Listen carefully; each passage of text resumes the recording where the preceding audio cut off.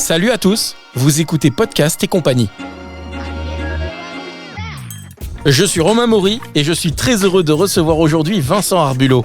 Vincent est le fondateur d'Erolf Productions, une agence audiovisuelle qui accompagne de nombreuses entreprises dans leur stratégie de communication. Vincent est un passionné qui a commencé derrière le micro de Radio Parabole, devenu ensuite RCF Bourgogne. Il a ensuite fait route vers Paris, après son BTS en négociation et relations clients. Et pendant 2 ans, il a réalisé son rêve en rejoignant TF1, où il a collaboré avec Corinne Fix pour le Juste Prix, animé alors par Philippe Risoli. De retour en Bourgogne, Vincent crée un média axé sur les acteurs économiques locaux en tirant parti de son expertise parisienne. L'objectif est de fournir aux grandes entreprises une qualité équivalente à celle de la capitale pour les encourager à s'implanter dans la région. On a discuté management, gestion d'entreprise et puis il donne aussi de nombreux conseils à ceux qui souhaitent se lancer ou qui sont sur le point de le faire. Un entretien passionnant autour d'un café chez Erolf Productions, juste à côté du golfe de Quetigny. Vous écoutez Podcast et compagnie, je suis Romain Maury, mon invité, Vincent Arbulot. Bonjour Vincent. Bonjour Romain. Merci de nous recevoir dans tes locaux, nous sommes chez Erolf Productions. C'est cela. Magnifique studio, magnifique plateau, parce que ça prend tout l'étage. On est sur 125 mètres carrés de bureaux, avec un mix entre des bureaux cloisonnés et puis des espaces ouverts. On est ici depuis 2 ans et demi, bientôt 3 ans en fait. C'est un bâtiment neuf et j'ai souhaité, pour le bien-être, le confort des équipes et de la production et du travail, des locaux qui donnent sur le golf, des locaux lumineux et spacieux. Oui, parce que tu pratiques le golf entre midi et 2 pendant ta pause déjeuner, c'est bien connu. Même pas. Et pourtant, tu pourrais le faire. Et pourtant, c'est à côté. Voilà. Alors déjà, bienvenue dans ce podcast qui s'appelle Podcast et compagnie. Merci de l'invitation d'ailleurs, Romain. C'est très sympa, le podcast est en voie de développement. Et rares sont les podcasts de qualité. Les tiens en font partie. Et c'est la raison pour laquelle j'ai accepté, Romain. Alors, écoute-le une fois qu'il sera diffusé. Ne vends pas la peau de l'ours avant de l'avoir tué, comme on dit. Est-ce que tu peux nous parler de ton parcours et ce qui t'a poussé à créer Erolf Productions ? J'ai commencé comme beaucoup salarié. Hein. Moi, j'ai fait mes études, donc bac, BTS. À l'époque, c'était un BTS force de vente, donc NDRC aujourd'hui, plutôt tourné commerce. Et puis, j'avais 2 passions. Le transport et les médias. Ouais, 2 salles, 2 ambiances. Et oui, pour le coup, oui, c'est rien à voir. Et donc, après une expérience chez TF1 de 2 ans et demi, à 20 ans, j'ai découvert la télévision, les paillettes, Philippe Risoli, le Juste Prix. Ouais, bonjour à tous, mesdames, messieurs, bienvenue sur le plateau du Juste Prix. Ouais, j'en fais pas 150, hein. Mais du coup, pour te dire que j'ai... elle est vachement réussie cette imitation. Merci Romain. Écoute, c'est la première fois, j'en suis presque choqué. Puis je l'ai vu à la télé, il était à la télé hier, je crois, ou avant-hier, dans une émission sur TF1. Il revient, il sort un livre à la rentrée. Excellent. Philippe, ouais, je l'ai bien connu. Alors, je suis rentré comme assistant de production, régisseur, et puis j'ai été son assistant sur les 6 derniers mois. Donc c'était vraiment, c'est quelqu'un de vraiment humainement d'adorable. Pardon, mais est-ce qu'elles sont toujours cuitas les bananas Ouais, ah bah oui. Et puis en coupées plus, en dos les patatos. Et j'y étais. Elles sont cuites, hein, les bananas. J'y étais quand il a sorti son album. Excellent. Et donc on y avait droit sur le plateau à chaque début de session d'émission. On était sur le Juste Prix à l'époque. Ouais. Et en fait, c'est une émission culte quand même en plus, le Juste Prix. C'est incroyable. Ouais, on pourra faire un podcast sur les jeux télévisés à l'occasion, Romain. Tellement il y a de choses à dire. Oui, carrément. Ah ouais, j'ai plein d'anecdotes. Mais toujours est-il que cette vie parisienne m'a quand même refroidi. Alors pas sur l'aspect télévisé qui était vraiment magique, mais à 20 ans se retrouver propulsé en Île-de-France, j'étais tout seul, c'était un peu compliqué. La télévision est un monde de requins, alors, mais c'est peu de le dire. Et donc, du coup, la moindre place qu'on peut avoir, c'est tout de suite observer. Donc voilà, je suis pas du tout dans le conflit ou dans la volonté de m'imposer par la force. Donc je suis revenu sur Dijon avec quand même en tête l'idée d'en faire plus tard quelque chose, de cette expérience en télé. Et donc je suis revenu à ma deuxième passion, ou première, peut-être, celle du transport. Et donc, je suis rentré sur le réseau de transport urbain de Dijon. Voilà, quand j'étais petit, je voulais conduire des bus. Donc, voilà, des bus à soufflet, comme on dit, des bus articulés. Oui, articulés.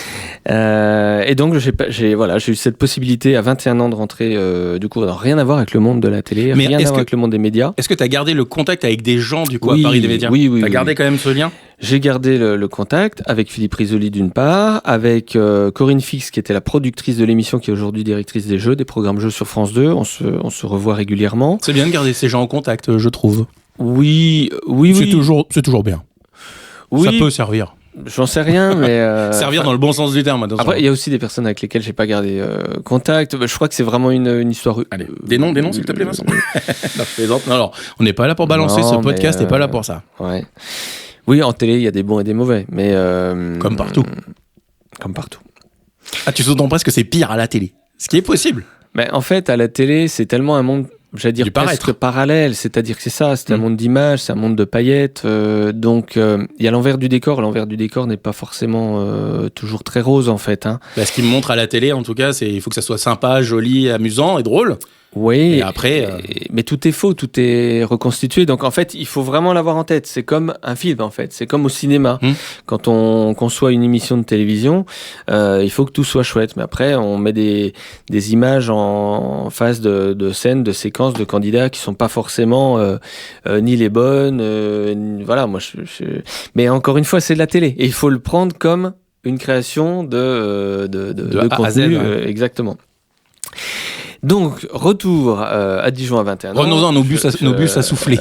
Oui, non, mais et j'étais encore une fois passionné par les deux, donc il n'y avait pas, quand je suis redescendu de Paris, c'est pas par défaut. Je perdais les paillettes, mais j'avais un retour à la terre ferme, j'avais cette passion d'origine qui me ramenait à mes racines bourguignonnes, dijonnaises, j'avais mes parents, j'avais mon entourage, j'ai rencontré celle qui est devenue la maman de ma fille, on s'est installé. Donc j'ai eu cette vie-là pendant des années, et puis j'ai profité de mon expérience aussi en télé, notamment managériale, pour grimper les échelons chez Keolis, hein, puisque donc c'était mon employeur. Ça l'est encore, on racontera, mais c'est encore mon employeur hein, sur un 50% aujourd'hui. Et petit à petit, j'ai obtenu une place qui me correspondait bien et qui me va bien, même encore aujourd'hui. Et du coup, l'idée, pour revenir à la genèse, l'idée de monter Erolf, t'es venu quand? Parce qu'on peut avoir l'idée très très longtemps en amont et se dire je peux pas le mettre en place parce que j'ai peut-être trop d'ambition, mais dans le bon sens du terme. Ouais. Et du coup, je préfère assurer mes arrières et avoir assez d'argent, assez de temps, etc. pour développer le projet. Et du coup, toi, ça remonte à quand? En fait, ça s'est fait, j'allais dire, assez naturellement. Alors, je suis quelqu'un de très travailleur. Mais pour moi, c'est pas du travail, en fait. J'ai besoin de m'occuper, j'ai besoin d'activité. Donc, les 35 heures sur une activité salariée normale, quand il y a 7 jours qui font 24 heures, 35 heures, ça ne me suffisait pas. Donc en fait, et notamment en travaillant en demi-journée, parce que dans le transport urbain, c'est en gros 4 heures midi. C'est des horaires un petit peu décalés, quoi. C'est matin, après-midi ou nuit. Donc quand vous faites votre journée de 8 heures et qu'à 11h30 au midi, vous avez terminé, moi, je fais pas la sieste, j'ai pas de jardin, voyez, tu vois. Donc, je vais travailler un petit peu. Donc, oui, donc 1 heure ou 2 l'après-midi de dire, allez, je prends la caméra, je vais essayer de proposer à une entreprise de faire un film, de faire des photos, de faire un peu de com. Je m'y retrouvais parce qu'en fait, j'avais un peu cet équilibre cerveau gauche, cerveau droit, cerveau très carré, cerveau créatif. Et donc, du coup, ça m'équilibrait. Donc, c'est comme ça que je suis arrivé finalement à ce retour un peu à la vidéo, à l'image, par ce temps libre que me procurait mon temps plein en fait chez Keolis, me permettait sur le reste de mes journées ou de mes jours de repos petit à petit de me mettre le pied à l'étrier de l'image en région, en Bourgogne. Et c'est comme ça que j'ai commencé. J'ai acheté un caméscope à 250 € de mémoire sur le Bon Coin pour faire un premier film de mariage. Donc, je me suis lancé. On m'avait dit, tiens, Vincent, t'étais pas dans la... Parce qu'au départ, tu faisais pas ce que tu fais actuellement. Pas du tout. Initialement, c'était pas ça. En fait, ça a toujours été... nous, le cœur de métier d'Erolf Productions, c'est de la production audiovisuelle. Mais j'ai commencé par des films de mariage. J'ai commencé comme beaucoup de cinéastes ou de vidéastes amateurs quand on commence, on fait du film de mariage. On voit un petit peu ce qui marche et où il y a de la demande. Sûr. mais assez rapidement, le film de mariage, je sais pas, j'en ai peut-être fait une 50aine, voilà. Mais c'est paradoxalement, c'est pas le plus sympa à faire en fait. D'accord. Mais non, parce que les gens sont très pénibles pour être polis. C'est-à-dire qu'il faut les rencontrer 15 jours avant. En fait, c'est ce qu'on voit souvent, c'est qu'il y a énormément de travail avant. Ouais, c'est long. Et après c'est long. Et après, il y a tout le montage, ça prend 15 jours. Le jour J, il faut être là toute la journée. À 10h jusqu'à parfois 3-4h du matin. On filme les gens qui font plus attention à vous parce que certains ont trop bu, ils bossent, c'est pas forcément agréable. Et puis, on est toujours dans une posture qui fait qu'on est heureux de partager cette fête, mais on ne sera jamais aussi content que la famille, en fait. Donc, on est sur des contrats qui, moi, à l'époque, je demandais 500 € pour faire un mariage. Mais je bouffais, je gagnais rien en fait. J'allais dire, tu étais très sympa. Voilà, non mais bon. C'était le bon plan, Vincent Arbulot à l'époque. Vous vous mariez demandez Vincent Arbulot. Vincent Arbulot. Non, c'est voilà, les tarifs ont monté et heureusement d'ailleurs parce que les photographes c'est pareil aussi. Ils ont énormément de boulot en fait quand on est photographe de mariage pour en connaître quelques-uns et c'est vrai qu'en fait c'est un boulot dingue. Ils viennent pas bien juste. Sûr. Et donc, ça fait penser au sens de la fête avec Bakri. Oui, exact, c'est ça. c'est ça. Chaque fois, je pense à ce passage. Exactement. Et du coup, j'ai toujours eu cet affect, cet attachement à l'entreprise, à l'économie, au business, et je me suis dit qu'assez rapidement, il y avait des choses aussi à montrer dans le monde de l'entreprise, dans le monde économique, et je me suis positionné petit à petit sur le film d'entreprise. Et donc, j'ai commencé à faire mon premier film, c'était pour un promoteur immobilier. Et comment t'as trouvé le contact du coup pour alors. Sans en dévoiler toutes les ficelles. Non, j'avais simplement... Ça s'est fait un peu par hasard. Mais j'avais rencontré le patron qui s'appelait Hubert Rouy, qui est décédé depuis, mais qui a une belle carrière, qui a monté vraiment une belle entreprise. À l'époque, je lui ai dit, monsieur Rouy, écoutez, c'est simple. C'est 500 €. Non, pas tout à fait, Romain, mais tu vas rigoler parce que c'est presque ça. Je lui avais dit, monsieur Rouy, vous me payerez le film que si vous en êtes content. Ah ouais, tu sais très bien te vendre. Parce que ça peut être un argument. Mais oui, mais j'aurais pu ne pas être payé du tout. C'est pour ça que je dis ça. Ça peut être un argument. Donc, il m'a dit, allez, banco, on y va. Il m'a fait faire le tour de toutes ses réalisations. Et puis, ça lui a plu, il m'a payé. Et puis, petit à petit, il y a eu d'autres projets. Et puis après, en fait, quand on a 1, 2, 3 exemples, après, ça aide aussi. Parce qu'on peut montrer ce qu'on est capable de faire. Et donc, petit à petit... Donc là, à ce moment-là, j'ai commencé en auto-entreprise. J'avais même commencé, pour tout te dire, en association. Ah oui. Voilà, parce qu'à la base, pour les mariages, on faisait quelques représentations scolaires, tu sais, les fameuses festivités de fin d'année, avec une caméra, on enregistrait les spectacles, les chorales, les choses comme ça. Bon, quand on a commencé à travailler l'entreprise, j'ai monté l'entreprise sous un statut d'auto-entreprise. Et puis, petit à petit, on s'est dirigé vers des plafonds à l'époque qui étaient moins... Ah oui, c'était beaucoup plus bas. Moins haut, voilà.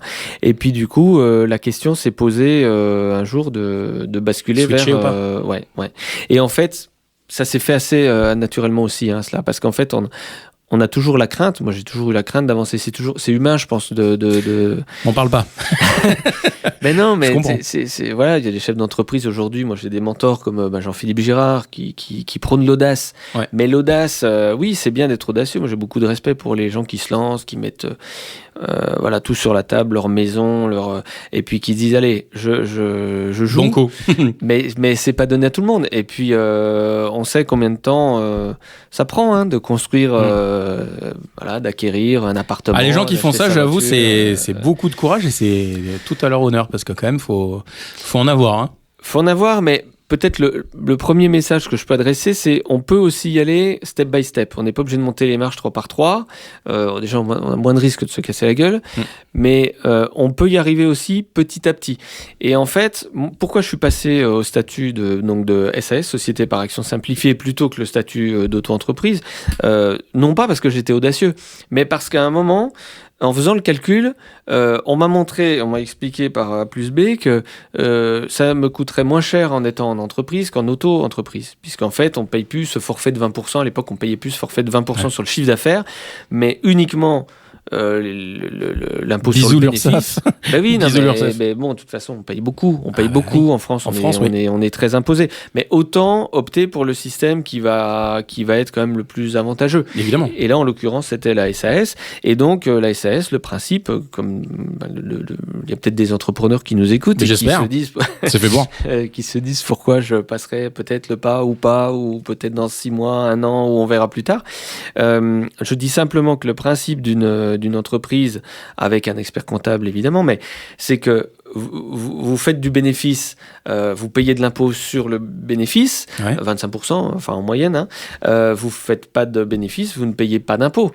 D'accord, donc en fait c'est un système qui est beaucoup plus juste finalement. Alors c'est sûr que ça oblige à avoir un expert comptable, mais souvent les experts comptables ils sont bienveillants. Enfin pour en connaître 2-3, quand on leur dit, quand un chef d'entreprise ou un futur chef d'entreprise vient les voir en disant voilà je suis en auto-entrepreneur, déjà il va accorder souvent 1 heure ou 2 pour expliquer gratuitement, parce que c'est pas forcément, c'est comme un avocat quand on va voir quelqu'un pour la première fois. Souvent Les il y a une notaires rencontre, aussi un le échange font, avec les notaires, donc ils le font. Je pense en se disant que Ils gagneront plus après. exactement. Non mais oui, mais s'ils gagnent plus, c'est que ça s'est développé. Évidemment. Donc voilà. Donc ils sont déjà. Ils sont un petit peu là pour gagner des sous, quand même. Ils sont là pour gagner Comme un nous. peu de sous, c'est sûr. Mais voilà. Et la première année, moi je sais pas, j'avais dû avoir un forfait à 1400 ou 1450 euros. Que t'as vite récupéré, j'imagine. Parce que t'as un comptable qui t'a... Oui, qui m'a Bien aidé, expliquer qui les m'a choses, aidé. Bon, hein. aujourd'hui, je paye quasiment 10 fois ça par an. Hein. Mais on gagne beaucoup plus que ce que Oui, je ce que gagnais il y a j'allais dire, 10 ans. Voilà. Donc ça joue. Bah, justement, tiens, parmi ces questions-là, quel défi t'as rencontré, t'as réussi à relever lorsque t'as lancé justement Erolf?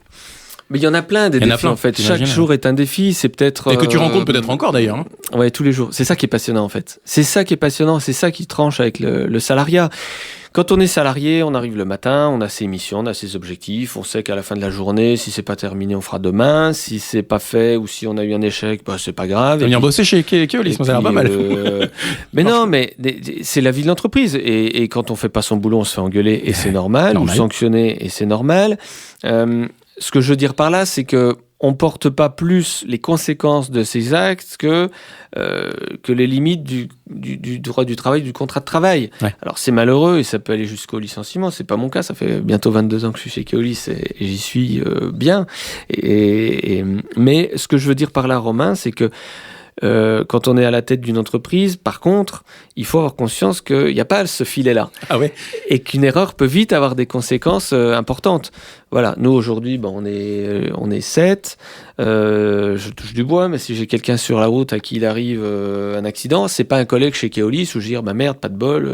Voilà, il y a la responsabilité directe de les conséquences sont immédiates en plus sur la vie de l'entreprise. Ouais. Sur la fiscalité, sur la règle, sur leur responsabilité civile, si je sais pas, moi il y a une lumière qui tombe. Mais du coup, c'est des connaissances que t'as réussi à acquérir au fil des années, tout ça, ou t'as étudié, t'as bossé avant de lancer la boîte? Il faut faire les deux, je pense qu'il faut faire les deux. On n'a pas toujours le temps de le faire en amont. Hein. Ouais. Donc c'est un peu... on monte les curseurs un petit peu... Parce que chef d'entreprise, c'est quand même un paquet de trucs à savoir faire. Oui, et en même temps, on est assez aidé. Alors l'expert comptable fait beaucoup. Et puis après, on avance petit à petit, on fait pas tout d'un coup. Moi, j'avais pas les process il y a 10 ans que ce que j'ai aujourd'hui. Donc on apprend avec le temps. Et tu penses que là, t'es bien? Non. On n'est jamais bien. Eh ouais. On n'est jamais bien. Tu me parlais de défis à relever. Mais c'est stressant du coup tous les matins de se dire. Alors, il faut pas stresser. C'est-à-dire que je suis pas quelqu'un qui naturellement stresse et je pense que c'est un atout. C'est sûr que quelqu'un qui va être paniqué dès qu'il perd ses clés, qui va plus être concentré ou qui va passer le feu au rouge parce qu'il aura un truc en tête pour des bricoles, je conseille pas de lancer une boîte. D'accord ? Ouais, j'avoue. Non, à partir du moment où on a une sérénité qui fait qu'on arrive à, je sais pas moi, rassurer sa famille quand il y a un passage à vide, quand on arrive à rassurer ses parents. Parce que là, c'est le même cas en fait avec tes salariés. C'est pareil. Il faut arriver à gérer tout ça. Bien sûr. L'humain comme le. Il faut rien montrer quand ça va pas. Il faut faire comme si tout allait bien en permanence. Et donc c'est un rôle de capitaine de navire, mais en même temps c'est un rôle de soutien des équipes aussi. Hein. Tu me demandais Oui, les épreuves, les épreuves, les étapes, les choses viennent petit à petit. On n'a pas été ici directement dans des locaux de 125 mètres carrés. On a commencé par de la location, 50 mètres carrés. C'est pareil, c'est une étape aussi. Quand on crée une entreprise, ok, on a les statuts, on a les papiers. Maintenant, on se dit, qu'est-ce que je fais maintenant? Est-ce que je continue à travailler chez moi, dans mon garage? Est-ce que je prends un petit local? C'est vrai que c'est plus sympa quand tu invites tes clients dans un local, tu peux mettre ton enseigne, tu peux mettre ta pancarte. T'as ta machine à café, t'es pas chez toi, t'es pas dans la maison, t'es pas dans le foyer, tu vois ce que je veux dire? Tu invites quelqu'un. Tu sors de chez toi aussi, des fois, c'est bien aussi. Ouais. Exactement, et puis c'est un peu plus crédible aussi. Donc après, tu fais le lien, tu te dis, tiens, alors ça va, je vais prendre un petit bureau pour commencer. Ça va me coûter quoi? Les 350, 400 euros par mois. Donc ça veut dire qu'il faut que je les intègre au chiffre. Ça, j'avais très peur au début. Pour te donner pour l'anecdote, quand j'ai vu mon expert comptable et que j'avais ce projet de loyer, c'était vraiment la première, pour répondre à ta question, la première, voilà, une des premières étapes, c'était de me dire, je sors de la maison pour avoir des vrais bureaux. Le comptable m'avait dit, voilà, il va falloir faire 1000 euros de... Tous les mois. Ouais, entre 800 et 1000 euros par mois. Bon, on a fait quasiment 35 000 la première année. Je n'aurais jamais imaginé les faire. Ouais. Et pour te dire... Est-ce que c'était, du coup, le fait que ton comptable te dise ça, c'est devenu un objectif? Bien sûr. Que tu as réussi à dépasser? Oui. Et du coup, ça t'a un peu conditionné avant de peut-être... oui, quand on est rassuré, en fait, tout ce qui peut contribuer à se rassurer aide à avancer, c'est sûr. Moi, je m'étais dit 30 000, j'étais déjà content de faire 30 000 euros de chiffre, 35 000 la première année. Je m'étais dit, c'est génial, quoi. En fait, je gagnais quasiment en un an ce que je gagnais à côté sur mon plein temps. Du coup, ça doit être assez cool. Oui, non, mais c'est sûr. Tu dis, en fait, je vis de ma passion, j'arrive à faire un chiffre d'affaires comme ça. Exactement. Et là, déjà, à l'époque, on m'a dit, mais du coup, puisque tu gagnes autant, est-ce que tu arrêterais ton travail de salarié? Alors, déjà, c'est pas parce qu'on rentre autant de chiffre d'affaires. C'est pas de l'argent qui rentre dans ta poche. C'est ça, bah oui. Le chiffre d'affaires n'est pas un bénéfice. Hein. Et non, il faut payer l'expert comptable, il faut payer les bureaux, les assurances, la voiture. Donc il reste 1000 euros. Donc il reste pas grand-chose. C'est ça. Hein. Les impôts, il reste à moitié. Mais il reste pas grand-chose. Je m'étais dit, Vincent, le jour où tu fais 100 000 de chiffres, symboliquement, tu es à 30 000, 3 fois ça, 100 000 de chiffres, t'arrêtes Keolis. Mais Vincent, tu es encore chez Keolis. Et je suis encore chez Keolis et on rentre 500 000 euros par an. Et... Pour indiquer, c'est pas un mystère, hein. Les chiffres on peut les consulter sur société.com. Non, puis j'ai pas de problème avec ça. Non, j'ai pas de souci avec ça. Et encore une fois, tu vas me donner ton salaire du coup après. Ah ben t'as pas de problème avec ça, tu vas me dire Vincent. Je suis pas malheureux. Non, je suis pas malheureux, mais il faut être juste. C'est-à-dire que je gagne un petit peu plus que le salaire on va dire d'Anne-Charlotte, qui est mon bras droit. On peut en parler, il n'y a pas de souci. Mais par contre... j'ai ça sous la boutade. Oui, mais je te réponds parce que c'est pour moi important. C'est-à-dire que je ne concevrais pas de gagner le double de ce que gagne l'équipe qui est ici. Alors, il y a un différentiel qui est peut-être de 10, 15, 20%. Ce qui est énorme. Mais après, vas-y, fini. Ce qui sort d'Erolf Productions, c'est du travail collaboratif. Ouais. Et je trouve juste, effectivement, de récompenser un alternant, un stagiaire, un chef de projet, un chargé de projet ou une direction clientèle dans les proportions d'apport du projet. Bien sûr, je suis salarié, donc dans les proportions également. Mais il faut rester cohérent, c'est-à-dire je ne peux pas être au double du salaire des autres parce que j'estime que ça ne serait pas juste. J'espère qu'il y a beaucoup de patrons qui entendent ce que tu dis, parce que c'est pas le cas dans toutes les entreprises. Là, je pense qu'on a fait bondir un grand nombre de salariés qui se disent « moi, mon boss, il touche 10-15 fois mon salaire ». Oui, ce qui est vrai. Après, et c'est là où ce que je voulais dire, c'est que pas bien, le mot est mal choisi, mais c'est normal aussi que la personne qui gère, qui chapeaute, qui soulève, qui a ça à bras-le-corps toute la journée, avec tout ce que ça engendre en termes de stress, etc., gagne plus, et c'est normal. Oui, mais après... c'est pas choquant non plus. Après, c'est peut-être la proportion qui peut choquer. Toute proportion gardée. Mais regarde, Romain, là, j'encadre une équipe de, je t'ai dit, on est 7. Le jour où on développe, parce que la stratégie, c'est de développer un réseau d'agences Erolf en France. Tu anticipes toutes mes questions. Non, mais peut-être que... Ah bon, c'est bien. Pardon. Non, mais c'est cool, c'est la question juste après. Mais du coup, c'est sûr que peut-être que le jour où j'encadre un réseau de directeurs d'agence, peut-être que forcément, il y aura un gap un peu plus important. Mais il faut toujours garder en tête de là où on vient, de ce qu'on a fait quand on a commencé. Moi, j'ai trop d'exemples en tête de dirigeants qui se cassent la gueule du jour au lendemain, qui déposent le bilan. Et il y en a encore que j'ai en tête et que je ne citerai pas, qui fanfaronnaient quelques mois avant à grand renfort de double page en magazine en papier glacé en mode entreprise à succès. Et ces gens-là, quand ils se cassent la gueule, j'aimerais pas être à leur place. Donc il faut être un peu humble quand même, avancer sûrement, avancer avec raison, sans prendre des risques inconsidérés, parce que quand on est tout seul, on peut prendre des risques. Ça n'engage que toi. Ça n'engage que le dirigeant. Quand on a une équipe, l'équipe, ils ont des familles, ils ont des enfants, ils ont engagé des prêts pour des maisons, et donc on peut pas faire porter tous les risques non plus sur l'entreprise. Donc oui, il y a des choix tous les jours qui sont déterminants pour la suite, c'est sûr. Donc, du coup, toi, tu as une vision de l'entreprise sur le très long terme. Vu ta façon en fait d'aborder la gestion de ton entreprise, c'est-à-dire que tu te projettes super loin en essayant de pas brûler les étapes pour justement aller le plus loin possible avec un but que tu as. Sinon on voit pas l'iceberg en référence à. Ouais. Bon, pas de chance.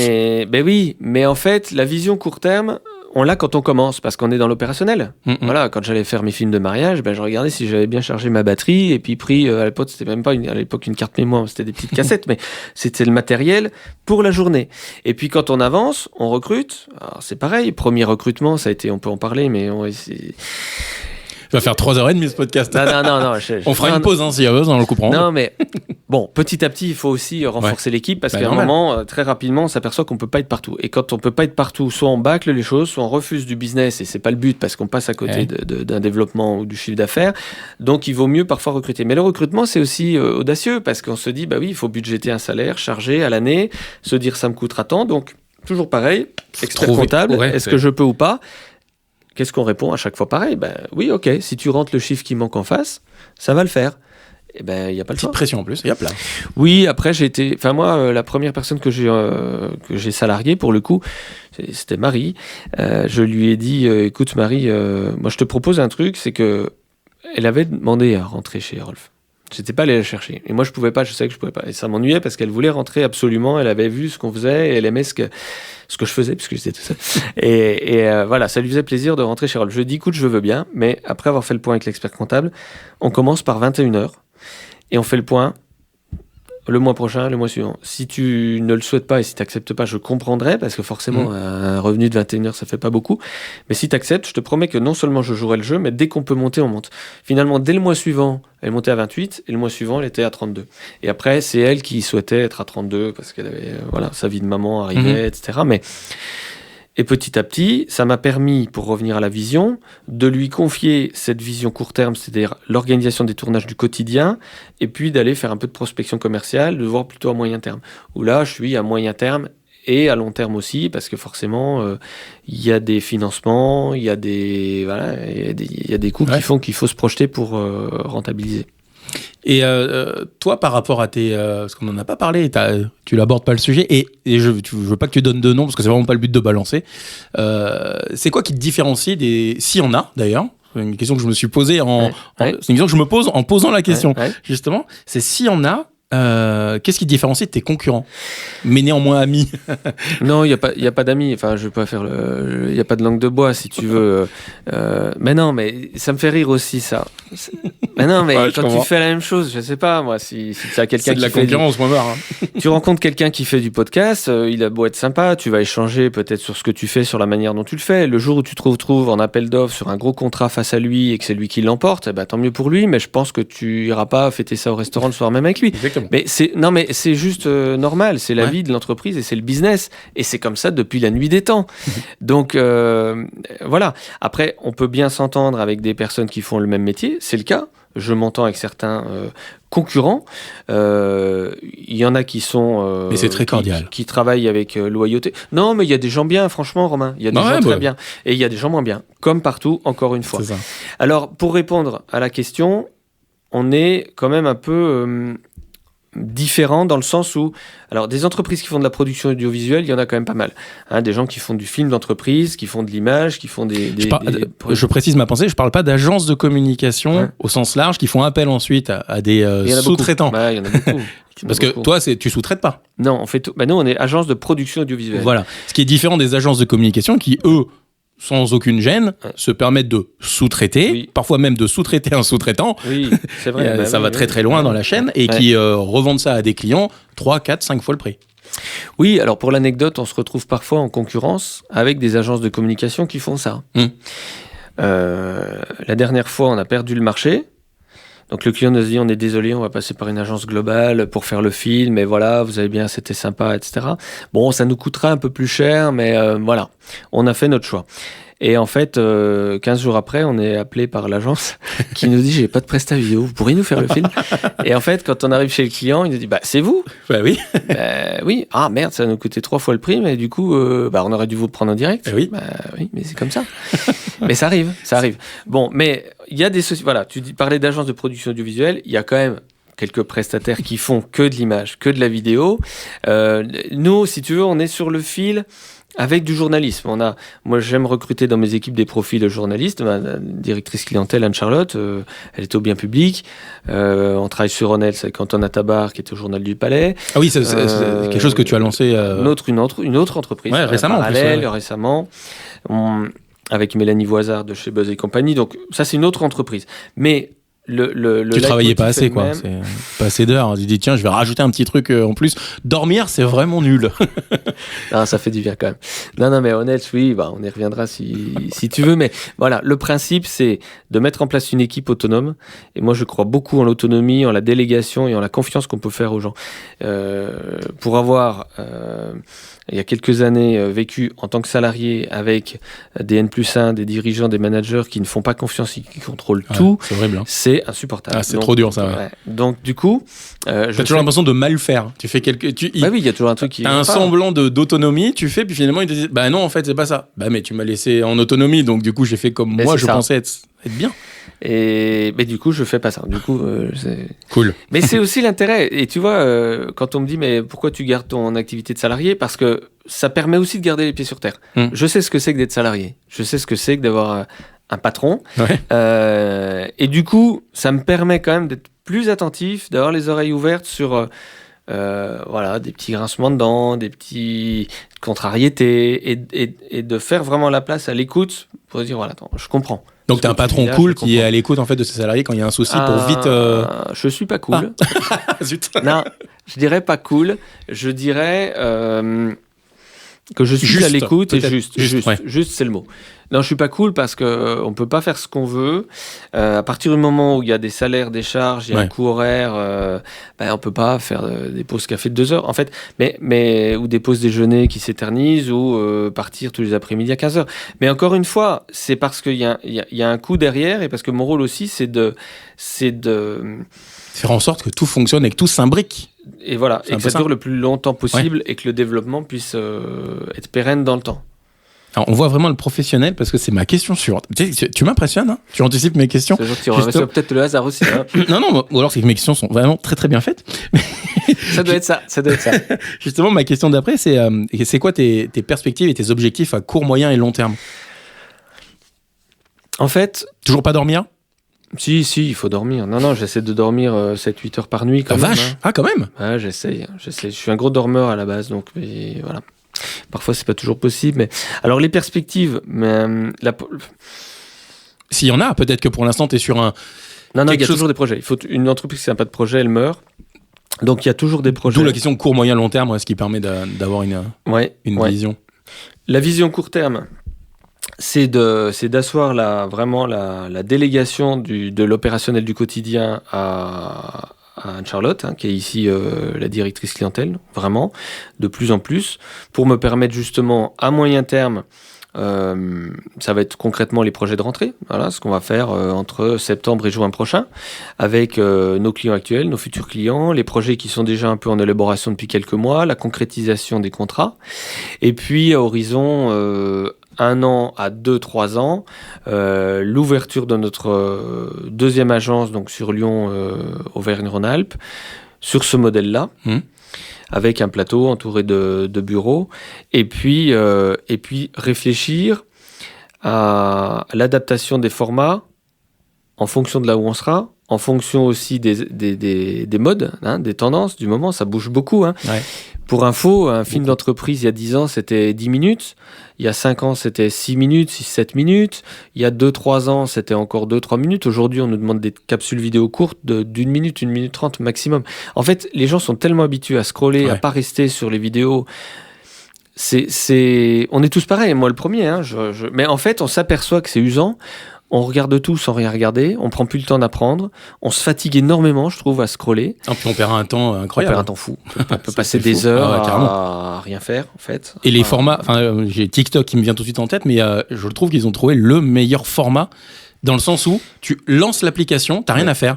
C'est que tu lances l'application, t'es tout de suite sur une vidéo. C'est vrai. Et en fait, ton seul acte, c'est juste scroller. De scroller pour changer. C'est-à-dire qu'il n'y a rien d'autre à faire. C'est quand même incroyable. Ils ont trouvé quelque chose d'assez fou avec cette application, qui, je le rappelle, était quand même une application où on dansait au départ. Oui, exact. exact, ça a bien changé. Comme quoi. Mais comme quoi, effectivement. Et on peut gagner beaucoup d'argent dessus. Bah oui, avec TikTok, j'ai encore entendu hier qu'il y en a qui gagnaient des 20-30 000 euros par mois. Moi, j'ai des gens que je connais dans mon entourage, ils doublent, triplent leur salaire en faisant des vidéos. Puis vraiment, c'est pas des trucs méga recherchés, mais quand tu comprends l'algorithme, comment il fonctionne, et que tu arrives à être régulier sur tes publications, TikTok voit que t'es quelqu'un qui a... Eux, ils ne font que... Ils font rien, en fait, TikTok, vu que c'est toi le créateur de contenu. Exactement. Eux, ils ne font que juste placer des sponsors et de la publicité, en fait, entre les vidéos que tu regardes. Mais comme beaucoup, comme les GAFA, comme Uber, comme Amazon, comme... nos données personnelles, oui, ça, c'est une vraie source de revenus, pour le coup, malheureusement. Mais du coup, tu vois, quand tu parles de TikTok et quand on fait le parallèle avec les films d'entreprise, tu comprendras qu'on n'est plus du tout sur les mêmes formats. Ouais. Et... Deux types de chefs d'entreprise, ceux qui vont avancer avec les tendances et qui vont nous dire moi je veux du contenu qui fasse le buzz sur les réseaux, qui fonctionne, qui aille chercher des leads, des contacts et que je puisse faire du business, donc je vous fais confiance et on s'inspire de ce qui fait du succès et donc on fait la même chose. Et puis vous avez des dirigeants qui sont plutôt conservateurs, qui ont encore dans leur entreprise de films de 15 minutes, l'entreprise machin est née en 1800, tu sais, avec la salle dédiée à l'entrée où on se coltine avant la visite de l'usine, la présentation déjà du film. Et en fait, souvent, ce sont des films qui n'ont jamais été refaits, quoi. Donc avec les images encore, c'était même format, pas le 16:9, c'était le 4 tiers, avec les images en noir et blanc. Bon, et ça existe encore donc. Bon, il y en a encore. Il y en a encore. Ouais. Il y en a encore. Et parfois, pire, on a parfois des chefs d'entreprise qui nous disent bon, on va refaire le film. Par contre, si vous pouviez reprendre quelques images de l'ancien film qu'on aimait bien. Alors, non, en fait. On va te reprendre à zéro, excusez-moi, mais là, c'est un peu vieillissant. Oui, mais voilà. Alors après, c'est les enfants ou parfois les petits-enfants qui font un peu bouger les lignes.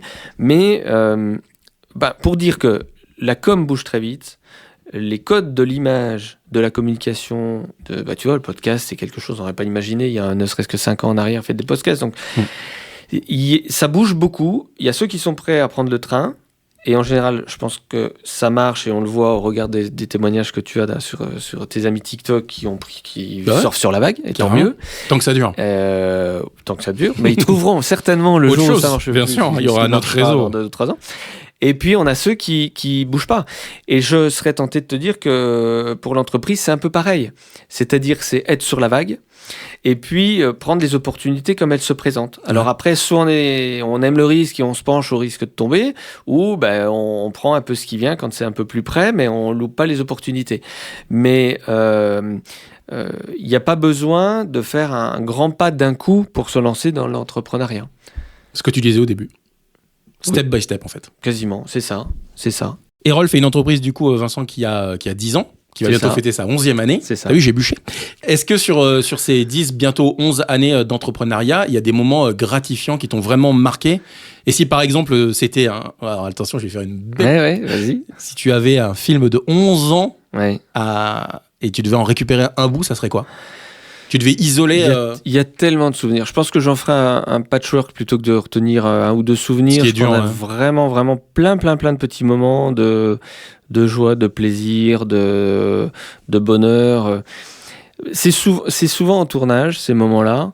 Ça peut être quand on est avec des personnes malades du cancer, quand on travaille sur le CGFL. Là, encore une fois, ça remet les pieds sur terre. Ça peut être quand on est... dans une cabine de conduite d'un TGV à 300 km/h, sous un tunnel au milieu de la nuit, dans un exercice sur autoroute avec des pompiers. Ça peut être... Il y a tellement en fait de situations de tournage qui sont... On ne pourrait pas être dans ces moments-là, sur ces lieux-là, si on n'était pas dans nos métiers, en fait. C'est ça qui est passionnant. Et puis... Ça veut dire que tu n'aurais jamais vécu ces moments-là si tu n'avais pas fait ça. C'est ça. Ouais. C'est ça. Donc, c'est ça qui est magique. Et puis voilà, d'avoir quand même des ministres, des députés, d'avoir le maire de Dijon en plateau. Je pense pas qu'il soit venu si je l'avais invité à la maison. Donc, ça dépend. Ça dépend comment tu cuisines. Non, mais voilà, on a eu Bruno Le Maire, on a eu Bruno Retailleau, on a eu Valérie Pécresse. Bon, on arrive quand même à faire venir des personnalités nationales sur des échanges où ces gens-là prennent le temps de nous raconter leur parcours de vie, leur expérience, leur vision de l'actualité. Ce qui était réservé quand même il y a peu aux médias nationaux. Donc on voit bien que tout cela bouge et qu'au final, l'audace paye. Ça, c'est une belle phrase. Ah si, l'audace paye. Et justement, est-ce que tu as un conseil à donner à des futurs entrepreneurs qui souhaiteraient se lancer ou qui sont en train de le faire ? Ouais. Je leur dirais de ne pas laisser passer le train. Parce qu'en fait, il faut toujours se dire que quand vous avez une idée, le temps que vous la fassiez mûrir, vous allez peut-être en avoir 10, 15, 20, 25 qui vont avoir cette idée-là et qui peut-être la lanceront avant vous. Donc, ne pas laisser passer l'idée. Il faut y aller le plus vite possible, mais en même temps en mesurant les risques et en y allant, en ayant maturé le projet. Et peut-être un deuxième conseil un peu parallèle, ne pas être trop têtu dans son projet. Moi, j'écoute beaucoup les chefs d'entreprise qui ont de l'expérience dans d'autres domaines d'ailleurs que ce que je fais moi, parce que ça évite aussi le regard là quand tu veux dire il me dit ça parce que c'est un concurrent ou il est dans le même domaine donc peut-être qu'il veut. Toi, tu te poses des questions. Ouais. Mais par contre, j'en discutais encore la semaine dernière avec Xavier Rigaud, c'était le DG de APRR, donc rien à voir les autoroutes. Il est en retraite maintenant, on est resté vraiment en amitié et souvent dans mes projets, je le consulte. Et en fait, je prends tout ce qu'il me dit. Il y a du positif. Il y a beaucoup aussi de freins, d'irritants, de questions que je vais creuser. Et là où le premier réflexe, c'est de dire à ce moment-là, non mais attends, il croit pas en mon projet, ou il a pas compris, ou je suis sûr que je vais y arriver, donc je vais quand même lancer. Et en fait, il faut faire preuve de un peu être humble et faire preuve de modestie en disant, on vient me dire attention, est-ce que là tu es sûr est-ce que ce point-là il est bien travaillé, est-ce que tu n'as pas peur que voilà. Et du coup, je prends. Alors j'ai donné l'exemple de Xavier Rigaud, mais je prends 5, 10 points de vue de personnes qui me sont chères, qui sont dans mon entourage. Je fais mon mix. Et après, je dis j'y vais pas. Souvent j'y vais, mais en tous les cas, avec les garde-fous qu'on m'aura conseillé. Et je me dis que si c'est 6, 8 chefs d'entreprise qui ont réussi leur carrière, qui ont réussi leur vie, me donnent un conseil, a fortiori, si je m'inspire des 8, il y a quand même de fortes probabilités que ça marche, quoi. Mais à contrario, on rencontre aussi... ça m'arrive maintenant d'avoir des jeunes qui me demandent leur... Ce que j'allais dire, du coup, ça va dans l'autre sens maintenant. Ouais, tu deviens vieux. Peu. Non, ça commence, c'est le point de bascule. Là. C'est pas rassurant, mais c'est comme ça, c'est le sens de la vie. Hein. Et qui, les dernières fois, celui que j'ai en date, qui me dit non, mais moi je vais faire ça. Je dis attention, tu risques de te casser la gueule. Non, mais t'inquiète pas, je sais ce que je fais. Bon, mon grand, si tu sais, vas-y. Quoi. Vas-y. Non, mais tu vois, après, on a pu... Enfin, moi, je dis toujours, il faut choisir ses combats parce que la dose d'énergie, c'est comme un téléphone chargé à 100% le matin. Ma dose d'énergie au réveil, elle est de 100% pour la journée. Et j'aime bien cette phrase, je choisis mes combats. Ouais. D'accord ? Je me prends pas la tête sur la route le matin. D'accord ? Même si on me passe devant. Parce qu'en fait, les 10% que ça va prendre en énergie, c'est 10% que je mettrai pas sur des choses qui vont être bénéfiques pour mes équipes, pour les projets, pour mes clients. Donc, il y a des choix à faire. Et typiquement... Dans la vie, on connaît tous cet ami, ce voisin, ce cousin qui vient toujours chaque année dire ouais, mais j'ai toujours tel projet là, mais du coup je sais pas si j'y vais pas. Bah écoute, fais ce que tu veux. Par contre, je passerai davantage de temps pour quelqu'un où j'accepterai un café, un déjeuner avec quelqu'un que je ne connais pas, mais qui a un vrai projet, qui a vraiment ça dans les tripes, qui a envie d'avancer, qui veut du conseil ou qui veut en parler, je le ferai toujours. Comme j'ouvre toujours la porte à des jeunes stagiaires, alternants qui ont envie d'apprendre le métier. qui ont envie d'apprendre le métier, Ouais. qui cherchent pas une alternance. Parce que je passe quand même le message, même si c'est un peu décalé par rapport au podcast. Il y a un truc que je supporte pas, Romain, c'est les parents qui appellent. Ah oh là là, je connais aussi. Voilà. Est-ce que vous auriez un stage pour la dernière date? Est-ce que vous auriez un stage pour mon fils? Il fait quoi votre fils? Ben en fait, là il a 17 ans. Du coup, il sait pas parler alors. Passez-le-moi. Du coup, Non, ouais. mais il dort parce qu'il est sorti toute la nuit. 11h. C'est exemple 11 réel. heures, là, exemple ce que tu- réel, hein. 11 heures. Hein. Attends, donc vous êtes en train d'appeler parce que votre fils qui a la gueule de bois ce matin et qui dort cherche un stage. Bah non merci madame en fait. Hein. Non, par contre, j'ai d'autres exemples aussi de jeunes, notamment un petit garçon, je peux avoir 14-15 ans, il y a quoi 2-3 mois, qui a toqué à la porte. Bon, en plus on l'a pas entendu parce que c'était totalement discret qu'il a dû attendre 10 minutes devant. Et je dis tiens, mais qu'est-ce que tu fais là? Il me dit non, mais je viens juste vous dire que j'adore la télé et en fait je voudrais voir si vous pouviez me montrer. Il paraît que vous avez un plateau. Et vous connaissez voilà. Philippe Risoli, t'as dit en plus. Et et du coup en fait, après on est humain, mais si tu veux, moi je me retrouve un peu sur ces jeunes qui sont passionnés, qui ont envie d'apprendre. Et puis voilà, on a passé un petit peu de temps, je lui ai montré, il avait des paillettes plein les yeux et puis ce jeune là je lui ai dit que si un jour il avait besoin d'un stage je serais le premier.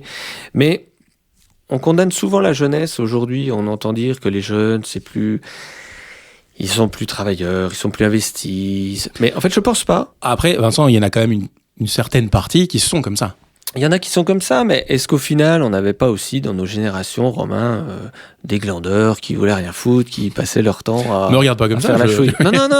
Non, mais toutes les générations. Bien sûr. Après, je pense que ce que je dis toujours, c'est que L'approche du travail n'est plus la même. La vision du travail et de l'entreprise n'est plus la même. Aujourd'hui, même comparé à 10 ans ou 15 ans, je crois que si tu prends un jeune d'il y a 15 ans, il voit pas l'entreprise comme aujourd'hui. Alors là, si on va plus loin, comme nos parents, qui faisaient 40 ou 45 ans dans la même entreprise. Tu vois. Mais est-ce qu'on leur apprend l'entreprise? Est-ce qu'à l'école, on apprend l'entreprise? Non. Est-ce qu'on apprend... Ça, c'est une vraie difficulté. C'est-à-dire qu'en troisième, on te demande déjà de choisir ce que tu veux faire plus tard. Et c'est pas en 5 jours, en observant ce qui se passe dans une boîte, souvent la première venue, qu'on peut avoir une idée de ce qui se passe. Donc je pense qu'on n'apprend pas l'entreprise à l'école, et ça, c'est déjà un tort, parce que du coup, il y a un fossé, et ça crée des peurs, des angoisses chez les jeunes. Parce que l'entreprise, c'est pas que le salariat. Ben non, bien sûr que non. Mais sauf que culturellement, c'est ce qu'on t'apprend. Bien sûr. Donc il faudrait un cours d'entreprise, quoi. Ou un cours d'entreprise, et après il y a des passerelles aussi. On peut être salarié, passer dirigeant. Il y a aussi des chefs d'entreprise qui, à un moment donné, revendent, préparent leur retraite, ou ont envie d'avoir une vie un peu plus paisible, et puis passent sur du salariat, et puis s'y retrouvent aussi. Hein.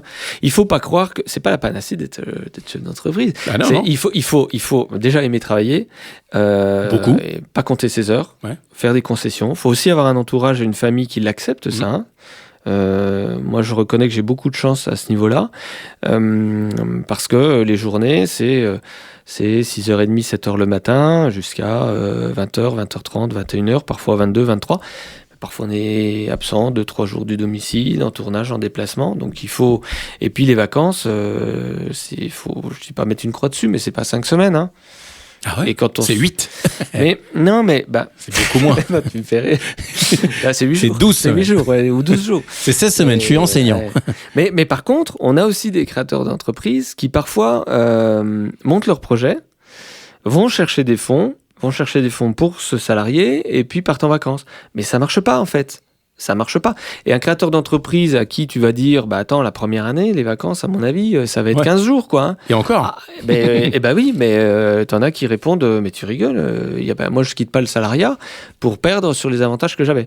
Souvent, malheureusement, tu peux être sûr que c'est des entrepreneurs qui se cassent la gueule, mais c'est obligé. Il y a des concessions. Il faut le dire aussi, il y a beaucoup d'avantages. On peut terminer par les avantages, mais il y a beaucoup de concessions. C'était pas exactement la dernière question, mais on peut. Mais ça peut être... Non, mais on peut prendre ta dernière question aussi, Romain. Et tu sais quoi, je vais essayer de faire ma réponse à l'avant-dernière dans ta dernière. Alors, ça va être compliqué parce que ma dernière question, c'est est-ce que tu aurais une anecdote intéressante ou amusante liée à ton entreprise? Alors bon, si tu me dis que la première année, t'as pas pris de vacances, c'est pas super drôle. Alors, une anecdote. Oui, j'en ai une anecdote. On pourra finir par les avantages et inconvénients. Ouais. Oui, ça faudrait que je fasse des trucs comme ça sur la fin du podcast. Plus j'en fais, plus je me dis, je pourrais rajouter ça. J'en ai une anecdote. On avait il y a quelques années dans le Talk, donc le Talk émission politique, on était sur Valmy. Donc on avait nos bureaux sur Valmy, ça a son importance parce qu'en fait on avait juste à côté les bureaux d'une entreprise de transport interurbain. Et donc c'est Bruno Retailleau qui était venu et qui était assez chahuté à ce moment-là au niveau national, avec beaucoup de manifestations voilà, contre le gouvernement, contre ce qu'il faisait, etc.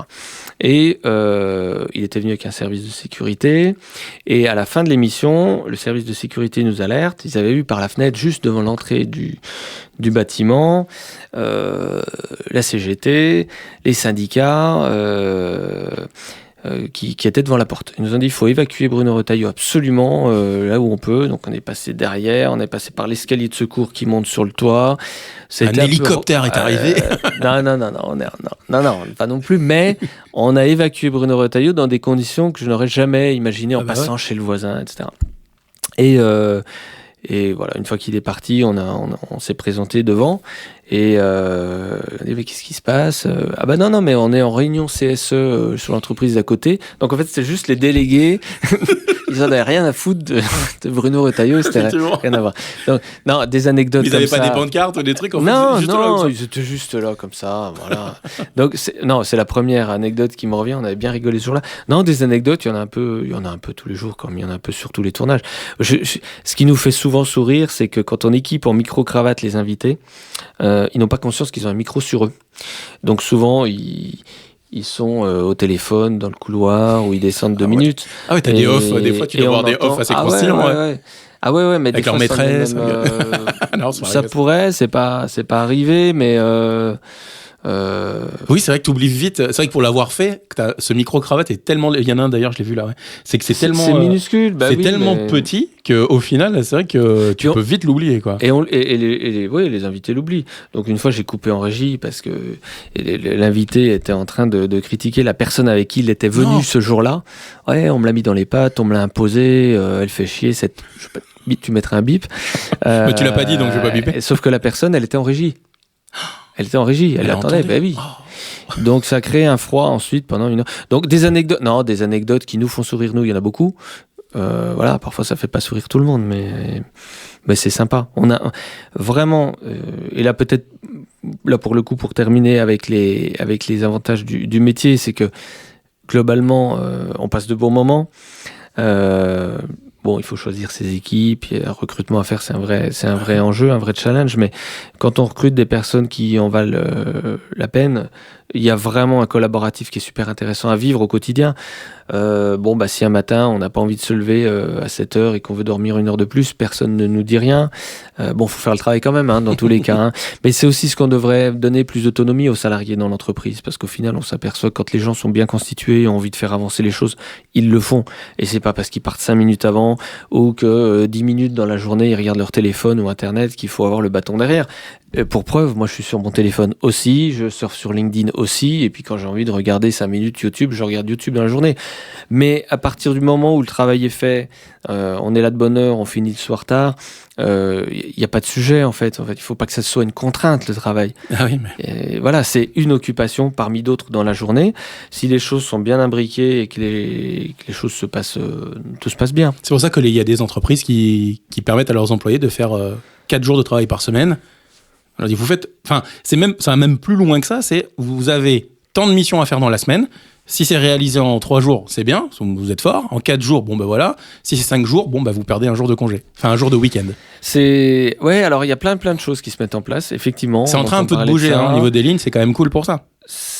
Ça dépend pour qui, Romain. Parce oui, t'as des entreprises aussi qui mettent des baby-foot partout, qui mettent du bowling, qui font ça devient des club med, en fait.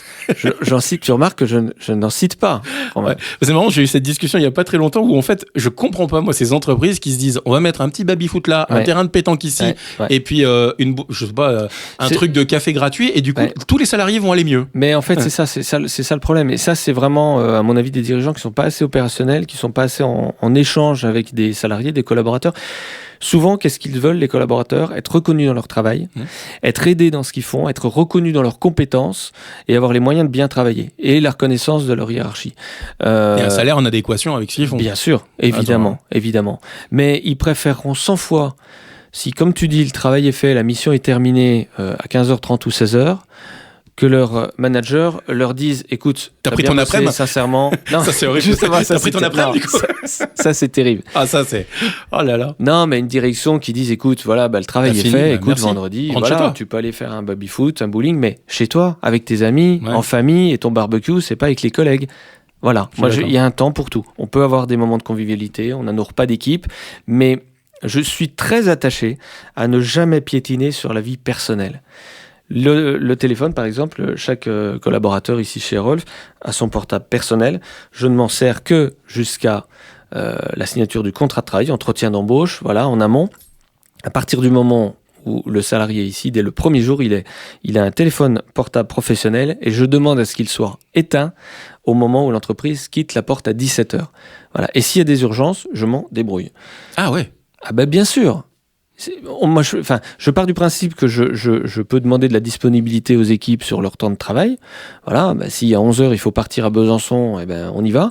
Par contre, au moment où le salarié a terminé, il doit être disponible pour sa famille, pour sa vie personnelle, ses amis, qui il veut, mais plus pour Rolf. Et ça, c'est vraiment quelque chose que je m'applique et il faut que ce soit respecté. Faut pas que tu changes d'axe parce que tes salariés vont peut-être écouter ce podcast, du coup. Mais tant mieux s'ils l'écoutent. Mais et si demain on a droit de réponse, ça fera un deuxième. Écoute, j'aurai un autre épisode à faire. Mais... Alors dites-nous, qu'est-ce qui va pas chez Rolf? Qu'est-ce qu'il fait pas, Vincent Arbulot? Parce qu'on a le premier épisode où il fait tout ça, c'est lui qui le dit. Et du non, coup, mais il y a force. C'est pareil. La sacro-sainte parole du dirigeant, ça va 2 minutes. Il y a des choses qui vont pas. Non, mais il faut se le dire. Quand il y a des choses qui vont pas, on en parle. Mais en l'occurrence, la dernière chose qui était reprochée, c'est le rythme. On a eu vraiment une charge de travail sur avril, mai, juin qui a été dense. Voilà, j'ai à cœur de rendre les projets, j'ai à cœur de respecter l'engagement de livraison pour les clients. L'équipe a répondu vraiment présent et je les en remercie. J'ai une équipe au top. Voilà, on lève un petit peu le pied sur juillet-août. Je serai plus conciliant sur juillet-août. Voilà, si les pauses déjeuner durent un peu plus longtemps ou les pauses café. Je pense sortir le podcast après juillet-août, donc ça sera bon. Ils se seront organisés. mais oui, il y a des choses qui vont pas. La seule chose, c'est que il faut toujours le dire. Mais comme partout, comme dans un couple, comme en famille, quand il y a des sujets, je pense qu'il faut poser les choses sur la table. On peut le faire avec respect, en présentant les choses sans exagérer, sans y mettre trop d'émotionnel. Et à partir du moment où les choses sont dites, on trouve des pistes pour les régler. Moi, je n'ai pas toutes les solutions. J'attends aussi que des solutions viennent des collaborateurs. Et ensemble, on trouve à faire en sorte que ça roule, quoi. Merci Vincent. Merci Romain. C'était passionnant ce podcast avec toi. Vincent Arbulot, est-ce qu'on dit le big boss des Rolf Productions? Non, j'aurais pas cette prétention. Non. Directeur. Non, si tu veux. Il est presque gêné. Non, mais c'est quoi ton titre au final? Oui, directeur d'agence. Ça claque. C'est bien. Tu préfères quoi? Tu préfères autre chose? C'est pas. En fait, je suis pas attaché au titre. Non, je suis pas attaché au titre parce que. Tu m'enlèveras cette grosse plaque sur ta porte de bureau alors. The Big Boss des Rolf Productions. Non, c'est pas vrai. Non, c'est pas vrai. Non, je suis pas attaché au titre parce que quand on est dans l'opérationnel, ça m'arrive de tirer des câbles. Encore la semaine dernière, on tirait des câbles au Palais des Congrès. Je pense que personne n'aurait mis une étiquette de directeur en me voyant les mains noires à tirer des câbles. Si on ne te connaît pas, on se dit c'est un salarié qui mais bien sûr, et c'est aussi pour ça que il faut garder les pieds sur terre, savoir d'où on vient, connaître ce qu'on fait. Je suis admiratif de tous ces patrons dans le transport. Il y en a encore un que j'ai rencontré la semaine dernière qui a son jet privé parce qu'aujourd'hui il doit avoir 4 ou 5 000 chauffeurs poids lourds sur la France et qu'il n'a pas le choix, il faut qu'il soit tous les jours aux 4 coins de la France, mais qui prend encore le volant des camions pour aller livrer des palettes quand il n'y a pas assez d'effectifs. Là, il est en renfort en Bretagne pour 15 jours et il prend le camion, il fait les livraisons. Donc, en fait, et c'est ça aussi qui fait que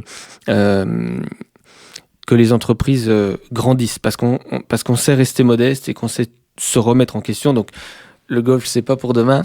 Et pourtant, il est vraiment juste de l'autre côté de la rue. Mais justement, parce que je ne me verrais pas faire du golf déjà tout court, mais faire du golf sous les fenêtres, sous les yeux des salariés qui seraient là pour faire marcher la boîte. Je trouverais ça déplacé. J'ai déjà de la culpabilité à prendre une journée de repos quand les équipes travaillent, pour te dire. Merci Vincent, c'était vraiment trop cool. Merci aussi d'avoir pris du temps pour ce podcast. Il s'appelle Podcast et compagnie, qu'on retrouvera sur toutes les plateformes. Et merci d'avoir accepté l'invitation. Merci Romain pour ce format et cette thématique de podcast qui n'est pas si courante que ça et qui fera du bien, à mon avis, à beaucoup de porteurs de projets. On est dans la bienveillance. Merci Vincent. Merci Romain.